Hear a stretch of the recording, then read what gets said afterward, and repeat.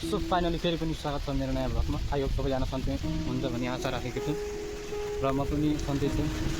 र हिजोबाट चाहिँ हाम्रो यो जुडी बेला चकुर भन्ने ठाउँमा चाहिँ लगातार पानी परिरहेको छ।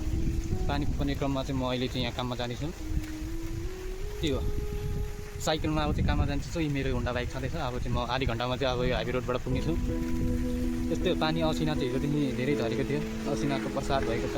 आज त बिहानै होइन, पुरा दिउँसै रात परेर अन्धकार भएको थियो। सो हेर्नु सक्नुहुन्छ हाम्रो यो चपुरको वातावरण चाहिँ यस्तो रहेको छ, पुरा क्लिन हेर्नु सक्नुहुन्छ। त्यही हो, म जाँदैछु। म ठ्याक्कै आधी घन्टामा पुग्नेछु काममा।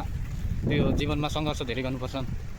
काम जस्तो भए तापनि काम चाहिँ गर्नुपर्छ। त्यही हो, सबैजनालाई भन्छु, मिहिनेत गर्नुहोस्। केही गर्नु छ भने अगाडि। त्यही हो, सबैजनाले माया र सपोर्ट दिनु होला। सक्नुहुन्छ हाम्रो चाहिँ यो चाँदी पुल हो। म चाहिँ पुलमा आइसकेको छु। मेरो झन्डै टोपी उडाइदिएको गाइस हेर्नु सक्नुहुन्छ, पुरा डेन्जर। देख्न सक्नुहुन्छ यहाँ चाहिँ हाम्रो धेरै हावा चलेर म चाहिँ अगाडि बढ्न नसकेर साइकल चाहिँ यति धेरै हावा चलेर मेरो साइकल चाहिँ यहाँ राखेर अहिले चाहिँ म यहाँ चौतारा जस्तो एउटा बस्ने ठाउँमा बसिरहेको छु।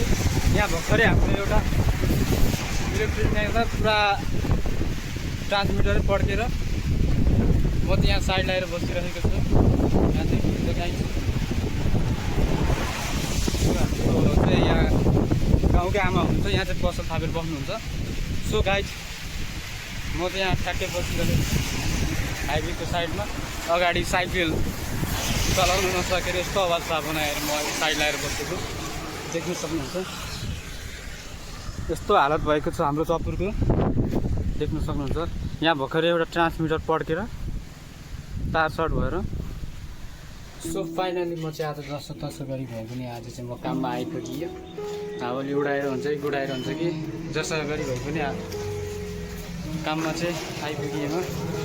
त्यही हो गाइज, आई होप सबैजनाले यस्तै गरी मलाई चाहिँ मेरो भिडियोहरू हेरेर माया देखाइदिनु होला, सबैले सपोर्ट दिनु होला। त्यही भन्न चाहन्छु। आजको भ्लग चाहिँ मेरो यहाँ एन्ड गर्न चाहन्छु। सबैजनाले माया दिनु होला, सपोर्ट दिनु होला। हस्त धन्यवाद। अर्को भ्लगमा भेट्नेछौँ।